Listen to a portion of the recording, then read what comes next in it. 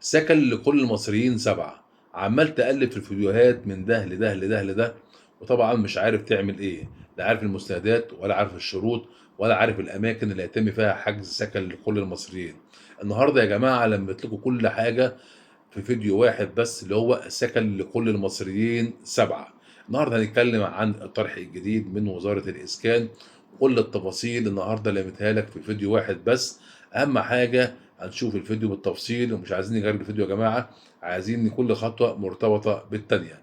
طب إيه الحكاية؟ النهارده هنتكلم بالتفصيل عن سكن لكل المصريين 7 اللي تم طرحه النهارده اليوم 21/5/2025. أهم حاجة هتعمل لايك وشير للفيديو وتحفظ الفيديو عندك علشان هترجع له تاني وهتشوف الأوراق والمستندات وكل خطوة بخطوة والأماكن المطروحة فيها وهتعمل إيه وهتروح فين. كل ده على القناة النهارده يوميات عائلة حسن. النهارده رجعنا لكم بقوة، بقالنا فترة مش موجودين خالص على القناة، بس بإذن الله هتلاقونا على طول معاكم في أي طرح نازل جديد عن الشركات الخاصة، الشركات العامة، عن طرح وزارة الإسكان. كل ده هتلاقيه على قناة يوميات عائلة حسن. والنهارده نزلت لكم أكثر من فيديو برضه شوت، وهتلاقي برضه على التيك توك عامل بعض سلسلة فيديوهات دقيقة حوالي دقيقة، الشروط، الأوراق، المساعدات، برضه هتلاقيها حسن ترند. حسن ترند على تيك توك. وهنا برضو يوميات عائلة حسن بقدم محتوى اللي هو العقارات اللي هو تخصصي، طبعا انا متخصص كصحفي في الاقتصاد وفي العقارات وطبعا هتلاقي كل التفاصيل هتلاقيها على هذا القناه. نتكلم بالراحه كده ونشوف هنعمل ايه، وهبدا كوبايه الشاي بتاعتك والقلم بتاعك الحلو الجميل ده علشان تكتب الاماكن وتكتب الشروط وتكتب المساعدات بتاعتك، ونظبط نفسنا كده باذن الله بحيث تقدر تمخمخ كده وتقدر تقدم فين وهتعمل ايه وتحسب حسبتك بالظبط. تمام. كوبايه شاي بقى يلا. مم. شاي بالقرنفل والله جميل قوي. اتفضلوا معايا بجد والله. بص يا عم، وزير الإسكان النهارده أعلن عن طرح شقق من وزارة الإسكان اللي هو سكن لكل المصريين 7. طبعا كان قال بقى الكلام ده امبارح الثلاث، وقال لك هيتم طرح إن شاء الله غدا اللي هو النهارده. النهارده فعلا تم الإعلان عن الطرح الجديد اللي هو سكن لكل المصريين 7. وطبعا الحجز هيكون حسب السرعه دي، يعني انت كل واحد وشطارته بقى يخش على الموقع يحجز بسرعه كده، ويخش يحجز بسرعه كده ويظبط نفسه كده. لو اول واحد حجز طبعا ده بيفرق طبعا معاه، واللي بيحضر ورقه الاول بيفرق معاه، وكل واحد هيعمل ايه وهيشوف ايه. تمام كده. هقول لك بقى يا سيدي تعمل ايه. طبعا كان وزير الاسكان اعلن ان شاء الله هيتم طرح النهارده اللي هو سكن لكل المصريين، وفعلا تم طرح النهارده على صندوق الاسكان الاجتماعي. وطبعا يا جماعه بالنسبه للطرح الجديد دوت طبعا في اكثر من مكان نزل فيه الطرح. هنتكلم عن الاماكن الاول اللي هي بتاعت الطرح ان شاء الله. طبعا الاماكن بتاعتها اقول لكم يا سيدي الاماكن. اول حاجه يا جماعه التسليم ان شاء الله في تسليم 18 شهر، تسليم 3 سنين، وفي تسليم فوري. ده بالنسبه لمتوسطي الدخل ومحدودي الدخل. طبعا المدن المتاح فيها ان شاء الله كده هنتكلم عن المدن المتاح فيها الشقق سكن لكل المصريين 7.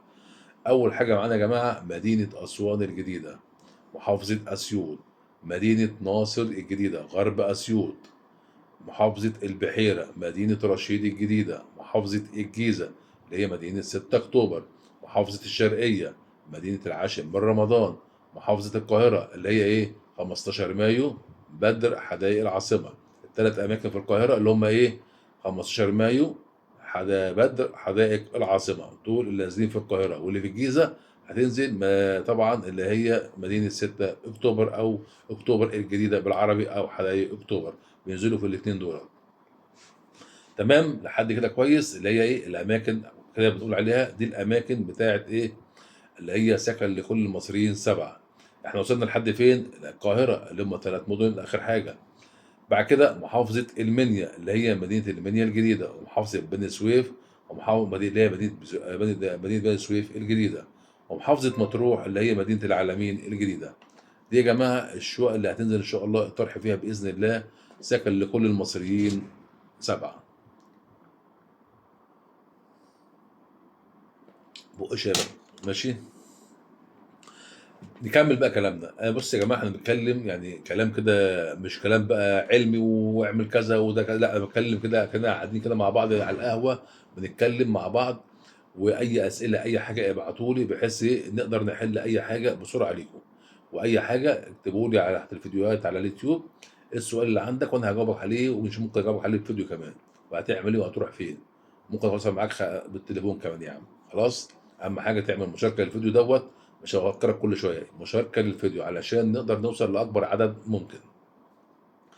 نقول كمان تاني بالنسبه لموضوع الاماكن. الاماكن يا جماعه على السريع كده. ان شاء الله الاماكن هتبقى فين؟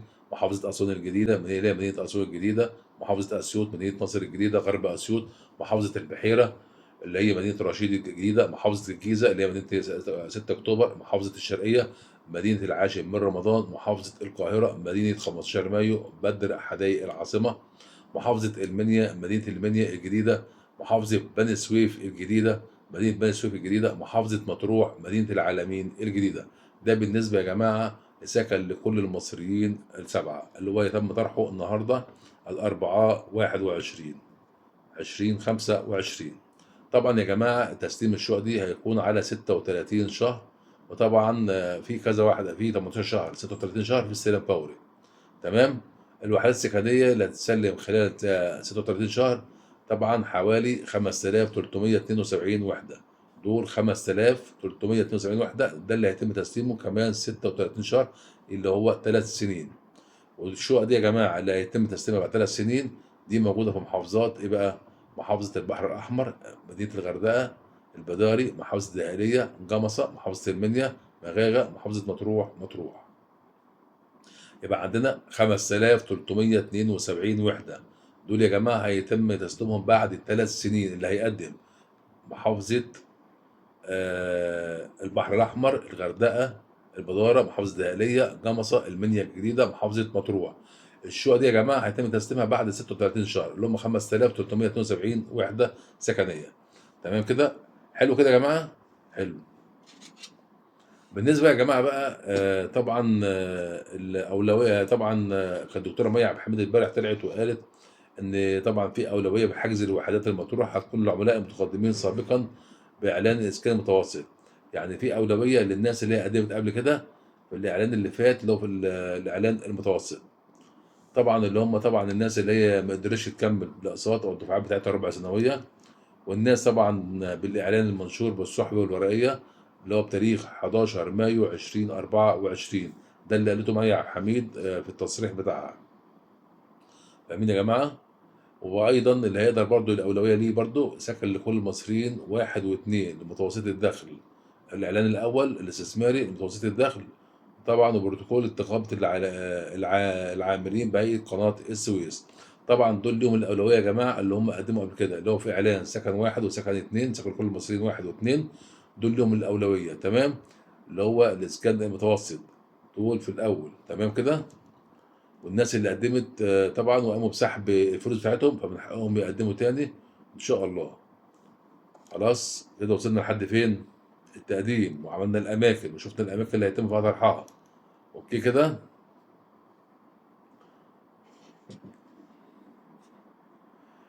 طبعا كانت برضو دكتورة مي قالت برضو عن موضوع بالنسبة للفايدة بتاعت الشقق دي هتبقى حوالي يا جماعة 12.5%. 12.5% بالنسبة ديت لإيه؟ ال 12.5% بالنسبة اللي هي إيه الفايدة بتاعت الشقق. تمام كده؟ الشقق دي يا جماعة بالتقسيط على 20 سنة. الشقق بالتقسيط على 20 سنة. الشقق بالتقسيط. واهم حاجه هندفع ربع فلوس بتاعت الشقه دي. يعني الشقه لو عندك بمليون يبقى هندفع 250 الف جنيه. لازم يدفع مقدم الشقه 25% من ثمن الشقه من اجمالي ثمن الوحده. ده اللي قالته. وممكن تاخد الوحده على 20 سنه. يبقى 12 ونص الفايده بتاعتها. ندفع ربع الفلوس اللي هو 25%. الاقساط بتاعتها توصل ل 20 سنه. ده بالنسبه للتصريح اللي قالته. تمام. بالنسبة للدخل يا جماعة الدخل الشهري هيكون 20,000 جنيه شهريا للفرد و25,000 للأسرة. يعني اللي هيقدم على الشقة دي يكون قبضه يعني أقصى حاجة 20,000 جنيه ده بالنسبة للأعزب اللي هو الفرد. أما الأسرة فهيكون حوالي 25,000 جنيه. ده اللي عايز يقدم في شقق سكن لكل المصريين 7، اللي هي المساحة بتبدأ من 90 متر لحد فوق 125 متر. تمام. طبعا القسط طبعا الشهر متزايد. تمام. طبعا ده لمدة 5 سنين، في اللي هو عايز يحجز لمدة 5 سنين.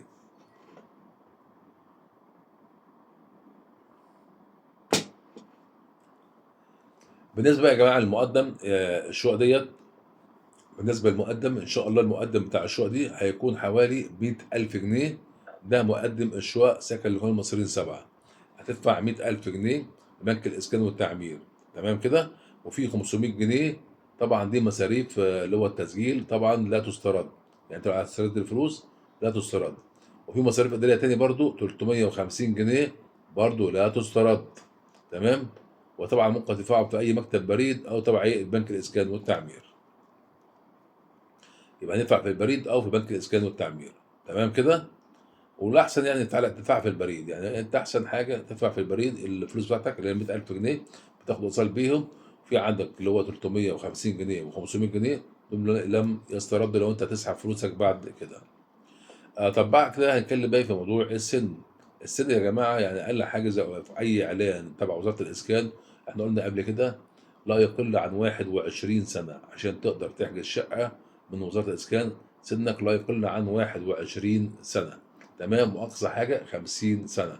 وبعدين الاعلان ده برضو نازل برضو كده، يقول لك اقل حاجه 21 واقصى حاجه 50 سنه بتاريخ الاعلان. تمام كده. وطبعًا ممكن تاخدها بنظام التمويل العقاري لمدة تصل إلى 20 سنة حسب الموافقة الانتمائية. يعني حسب البنك مثلًا يقول لك أوكي ماشي على 20 سنة، على 5 سنين، على 15 سنة، حسب الموافقة بتاعتك وحسب ظروفك وحسب ظروفك في البنك. ممكن أنت متعثر في حاجات معينة، البنك ما يوافقش إنك تاخد على 20 سنة. وكل واحد حسب يا جماعة الحاجة بتاعته وحسب إيه ظروفه. تمام كده؟ طبعًا بإذن الله الحجز بدأ النهارده إن شاء الله اللي هو ب21 مايو، وهينتهي إن شاء الله 4 يونيو. تمام. من 21 ل4 يونيو ده حجز شقق الإسكان سكن لكل المصريين. وهاسيب لكم الرابط تقدروا تخشوا منه، تقدروا تحجزوا من صندوق الإسكان. طبعًا ده هتخش تسجل وهتعمل حساب لو أنت ما عندكش حساب. لو عندك قبل كده خلاص أوكي هتكمل على الحساب دوّة. تمام كده؟ هتقوم بطباعة ده. طبعا كراسة الشروط هتنزل على على الموقع. اللي بيسعى كراسة الشروط مش موجودة أصلا في في البوسطة. كراسة الشروط مش موجودة في البوسطة. كراسة الشروط إن شاء الله هتلاقيها موجودة على موقع صندوق الإسكان اللي هسيب لك الرابط بتاعه. وهتطبع الكراسة فيها، وطبعا هتملى الاستمارة اللي هو الإقرار وكل حاجة فيها، وهترفقها تاني نظام PDF بصيغة أكتر حاجة اللي هي 2 ميجا أو 3 ميجا ممكن. تمام. تضيف بقى الاوراق بتاعتك البطاقه والشهاده الميلاد، لا اقول لك عليها كل حاجه. بالنسبه للمستندات وكل حاجه هقول لك على ايه اللي مطلوب، إيه المستندات ايه والشروط ايه احنا قلنا بعض الشروط. وفي بعض المستندات برضه هقول لك عليها بالنسبه للمطلقات للمعاشات لكل ده. هيكون كله مجمع في هذا الفيديو، اللي طبعا كل حاجه متجزأه. انت ممكن تجزأ كل حاجه بحيث تقدر تعرف الشروط، الاماكن، الاوراق قد ايه، التقديم من كام لكام، كل ده موجود في هذا الفيديو. خلاص قلنا كده هسيب لكم الرابط. وقلنا التقديم النهارده بدأ خلاص لحد يوم 4 يونيو. يعني النهارده من 24، من 21 مايو لحد ايه 4 يونيو 2025.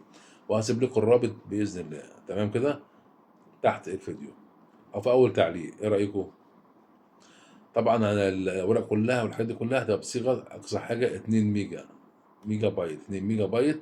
انت بتخش على اي موقع، لو عندك حملت مثلا عملت ملف، تخش على اي موقع وبتقول له مثلا عايز اصغر الملف ده لكذا او احوله مثلا من ايه ل 2 ميجا بايت. اي مواقع كتير هتحوله لك وانت قاعد في ثانيه.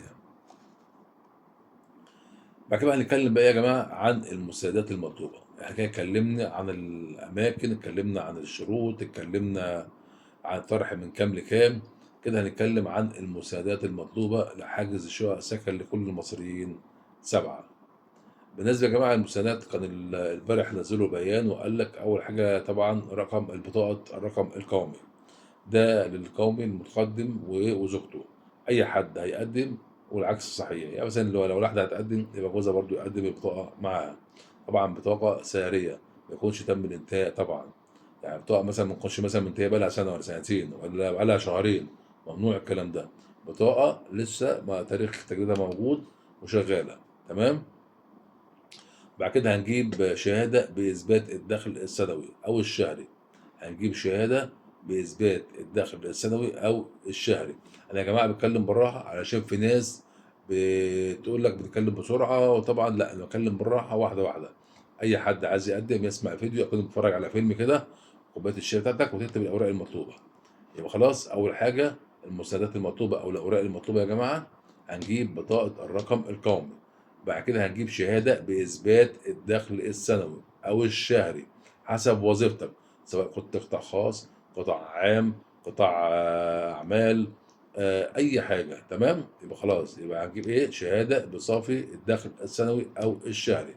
ده بالنسبة للفرد أو الأسرة.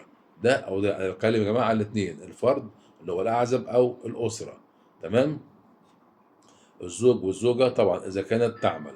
يعني مثلا لو مرات بتعمل مثلا برضه تجيب مفردات مرتبة. الزوج نفس الحكاية، لو هي اللي هتقدم مثلا برضه تجيب مفردات مرتبه.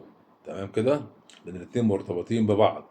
يعني لو واحد منهم مقدم على شقة قبل كده مش هينفع ياخد، لأن الاتنين في رقم قومي واحد يعتبر. تمام. وبعد كده بعد ما تجيب الشهاده دي يا جماعه، الشهاده اهم حاجه تكون مختومه ومؤرخه، يعني بتاريخ جديد. ما تجيبليش الشهاده مثلا من سنه ولا من سنتين تقول دي شهاده، لا. الشهاده مترخه بتاريخ جديد. يعني مثلا النهارده ممكن انا اروح النهارده الشغل بتاعي، والله بالتليفون، والله اعمل لي النهارده شهاده مفردات مرتبي، الدخل السنوي او الشهري.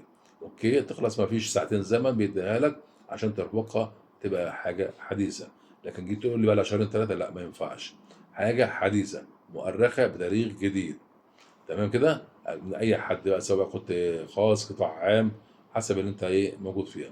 وطبعا بتكتب كل حاجة، كل حاجة، المكافآت، البدلات، الأرباح، الحوافز السنوية، كل ده هتكتبه في الشهادة بتاعتك. تمام. يبقى شهادة المفردات المرتب هتكتب فيها كل حاجة، بتاريخ جديد، المكافآت، البدلات، الأرباح، الحوافز السنوية اللي بيتم الحصول عليها، سواء أنت بقى أو زوجتك أو أنتوا الاتنين مع بعض. عندك أراضي، عندك حاجة، كل ده بيتكتب في الإقرار أو في الإيه، صافي الدخل اللي هو المفردات المرتب بتاعتك.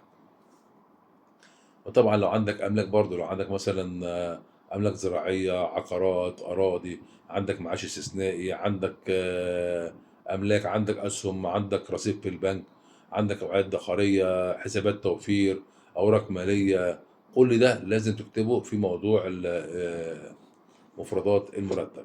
تمام.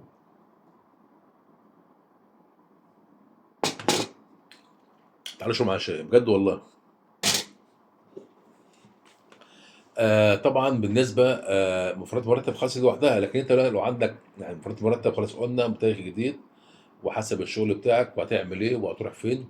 لكن بالنسبه يا جماعه لاي دخل اضافي او عندك حاجه اضافي، برضو بتكتبها عندك، سواء مثلا عمل اضافي، املاك زراعيه، عقارات، اراضي، معاش استثنائي، املاك، سندات، اسهم، ودائع، كل ده لازم تكتبه يا جماعه. اوكي. عندك شهادات ادخار، عندك حساب توفير، عندك اوراق ماليه، عندك مشترك في البورصه، كل ده بتكتبه. وطبعا بتكتب الدخل الشهري او الدخل السنوي بتاعك. اوكي. وبعدين برضو الاولاد ده عندك، برضو لو شهادات ميلاد بتاعتهم، مرافق، اللي هو كهرباء، غاز، ميه، كل ده برضو بتضيفه عندك. تمام كده. طبعًا بالنسبة للعاملين اللي هم بالجهات الحكومية وقطاع الأعمال، طبعًا فيجب تقديم شهادة معتمدة من جهة العمل. طبعًا اللي هم الناس اللي هم قطاع الأعمال والجهات الحكومية، جميع البيانات الأساسية ببطاقة الدخل السنوي أو الشهري، على أن تكون مدة الخدمة بجهة العمل لا تقل عن 6 شهور. أهم حاجة يا جماعة إن إنك تكون شغال بقى لك 6 شهور ومتأمن عليك، ما تكونش لسه شغال ورايح تقدم. أقل حاجة في العمل 6 شهور عشان تقدر تقدم في هذا الإعلان. بالنسبة يا جماعة للعاملين بقى بالشركات وجهات القطاع الخاص، فيجب تقديم شهادة معتمدة من جهة العمل، بتتضمن برضو جميع بيانات الأساسية، بطاقة الدخل السنوي أو الشهري. طبعا بتوضع فيها رقم السجل التجاري بتاعك، والبطاقة الضريبية، وجهة العمل.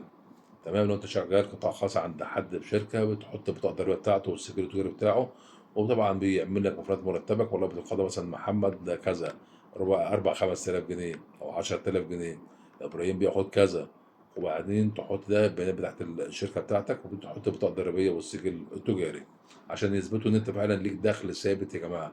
إن في مشكلة بتحصل للأسف، بييجي مثلًا ساعة الاستلام ناس كتير كانت يعني بتقع في هذا الموقف، بيكتب أي حاجة، يعني بيكتب مثلًا إن هو شغال مثلًا في محل مثلًا ملابس، ييجي طبعًا هو بيكتب كتبت محل ملابس خلاص، وكتبت أي حاجة، أوكي، بتيجي بعد كده بقى ساعة الاستعلام وساعة ما اتوافق عليه خلاص وأوكي، مش بيقول لك هات بقى مفردات مرتبك تاني وبنفس الشركة دي، طبعًا بتروح تدوّر اللي أنت كتبت مش عارف أنت كتبت إيه طبعًا ولا عامل أي حاجة، وكاتب كله حاجات كلها مزورة، فطبعًا بتقع في حاجة هذا الفخ وطبعًا بيتم رفضك.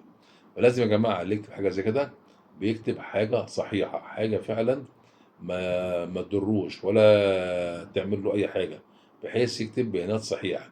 أنت شغال في شركة اكتب الشركة، شغال في محل اكتب في محل، وبتتقاضى كام، إن أصلًا الكدب ملوش رجلين، كده كده الصندوق هيعرف والبنك هيعرف، إن أصلًا أنت كده لمّا الصندوق بيوافق عليك، لمّا الصندوق بيوافق عليك بعد كده يا باشا بتروح أنت فين، بتروح أي بنك بيتم التوجه ليه، وبيجيب لك تقول لك برضه بيقول لك برضه عايز الأوراق بتاعتك ومفردات مرتبك وكذا، نفس القصة مع زي الصندوق.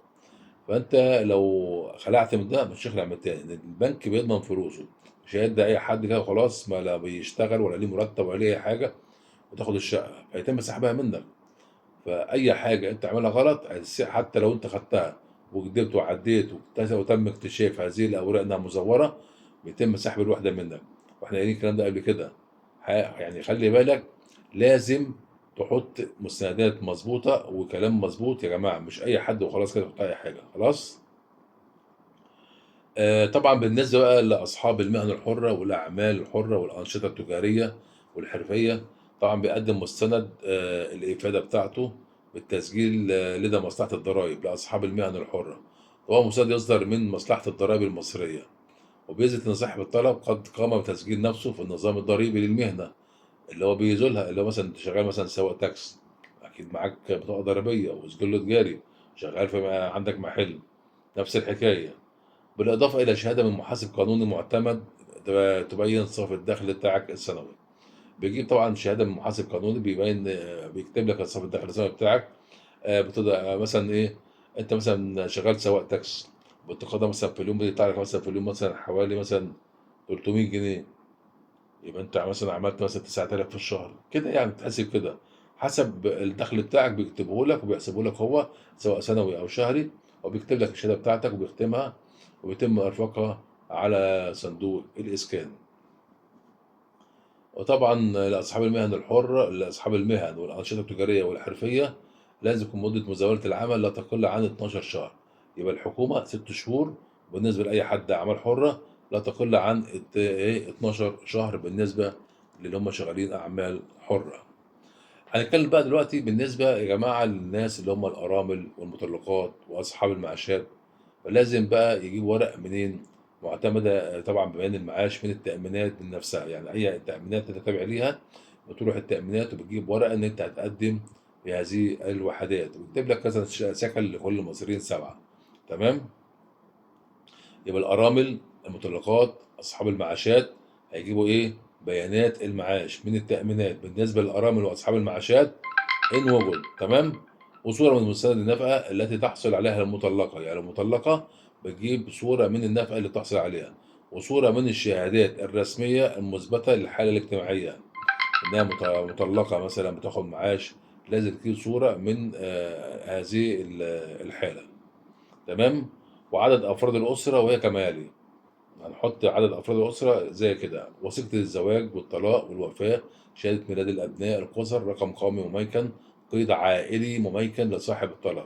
قيد عائلي الناس كانت بتتكلم عنه يقول لك لأ مش لازم، لأ أهو مكتوب قيد عائلي، يعني الوزارة عايزة قيد عائلي مميكن لصاحب الطلب، يبقى خلاص. يبقى الأوراق هنجيب إيه؟ وثيقة الزواج أو الطلاق أو الوفاة، شهادات ميلاد الأبناء القُصَر، رقم قومي مميكن، قيد عائلي مميكن.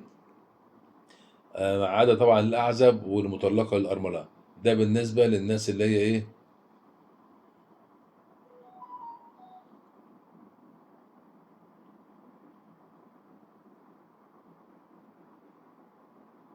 ده بالنسبة يا جماعة إن اللي هي بتاخد نفقة. تمام.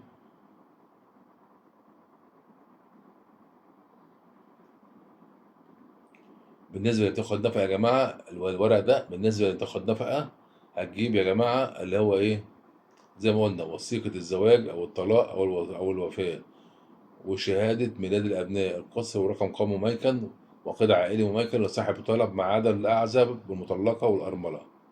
وطبعا وإيصال مرافق حديث محل السكن اللي أنت قاعدة فيه، سواء بقى قاعدة إيجار قديم، قاعدة إيجار جديد، قاعدة عند العيلة، عند قرايبك، تجيبي برضو إيصال كهرباء غاز مية. تمام.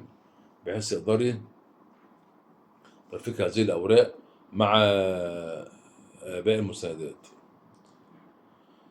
طبعا الفيديو طويل شوية بس فيه كل حاجة. معلش يا جماعة مطول الفيديو شوية عشان إيه، الفيديو فيه كل حاجة، يعني كل التفاصيل وكل حاجة في الفيديو موجودة. بعد كده بقى المتقدمين مهما كانت حالاتهم الاجتماعية والوظيفية في حالة سبق الحجز بأحد مشروعات الإسكان الاجتماعي دون التخصيص فالاستفادة ضروري تقديم مساعدة. يعني أنت يا جماعة لو قدمت قبل كده بحجز شقة قبل كده، سكن مصر، دار مصر، أي حاجة، وطبعا ما حصلش نصيب، بترفق ورق إن تم تم سحب مقدم الحجز بالإعلان الساري. أنت بتحكي كده أصلا لما بتيجي تلغي وما ما خدت الشقة مثلا في أي إعلان، بيتم سحب الفلوس. يعني انت كده كده بتروح تسحب فلوسك، ما تسيبش فلوسك.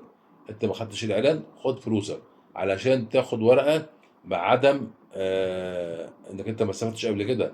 انت اصلا مسجل على السيستم ان انت قدمت قبل كده. وطبعا ده عقبال بقى ما تثبت نفسك لسه والاعلان خلص وكله قدم.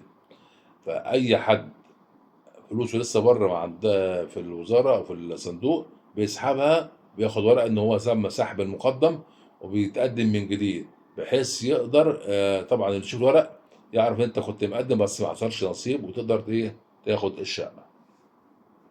تمام كده. ده بالنسبه سكن لكل المصريين يا جماعه، اللي احنا بنتكلم عنه كلها سكن لكل المصريين، للناس اللي هي هتحجز ان شاء الله النهارده باذن الله، او تحجز لحد يوم 6 يونيو. طبعا في استمارة اللي هو قلنا كراسة الشروط. طبعا هتملى البيانات اللي فيها زي كراسة الشروط المطبوعة اللي كنت بتاخدها. دي كراسة الشروط موجودة على الموقع صندوق الإسكان، هسيب لك برضه الرابط بتاعه.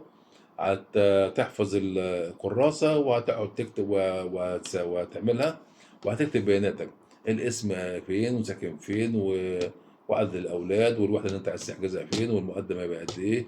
كل ده موجود في كراسة الشروط.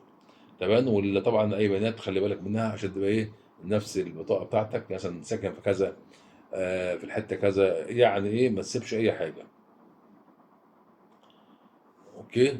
ده كده اتكلمنا عن موضوع كراسة الشروط والحجز خلاص الميعاد. طبعا يا جماعه دي يعتبر ملخص لموضوع حجز النهارده سكن لكل المصريين 7.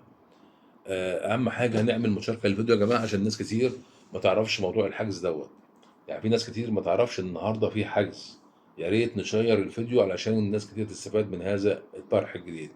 كده عرفنا الاماكن، كده عرفنا الشروط، كده عرفنا المستندات المطلوبه، المطلقات، المعاشات، الاعزاب، الاسره، الدخل هيبقى قد ايه، المقدم هيبقى قد ايه. كل ده لميناه في فيديو واحد النهارده سكن لكل المصريين 7. اهم حاجه هنعمل لايك وشير للفيديو علشان الناس كلها تستفيد. وكل ما طبعا مشاهير اكتر، وتكتبوا اي اسئله اي حاجه اكتبوا لي وانا هجاوب عليها. اكتبوا لي وانا هجاوب عليها. ولو عايز طبعا ساعات بطلع لايف على التيك توك الساعه 12، ساعات بطلع لايف. لو عندك اسئله اي حاجه خش واسال، واكتب لي برضو حسن ترند على تيك توك، حسن ترند على تيك توك. وهسيب لك الحساب بتاعي برضو موجود في اليوتيوب. اهم حاجه زي ما قلنا هنعمل مشاركه للفيديو. تمام. مشاركه للفيديو بحيث نقدر نوصل لاكبر شريحه من الناس. وان شاء الله ده فيديو طويل شويه معلش يجي نص ساعه، بس بعد كده هعمل لكم كل فيديو مثلا 10 دقائق، الشروط لوحدها، المساعدات لوحدها، الاماكن لوحدها، كل حاجه لوحدها. تمام كده. وطبعا الاوراق المطلوبه للمطلقه، للارمله، للاعزب، للاسره. انتوا عايزين حاجات مفصله، بس انا قلت النهارده الم كل ده بحيث تقدر عندي برد معلش بقى، بحيث تقدر تلم كل ده في فيديو واحد بدل ما تقعد تروح في كذا فيديو وده وده وده. فان شاء الله باذن الله اي حاجه هبعتوا لي، وان شاء الله معاكم باذن الله. وبيكم نكمل المشوار، وإن شاء الله القناة بيكم تكبر بإذن الله. شكرًا والسلام عليكم ورحمة الله وبركاته.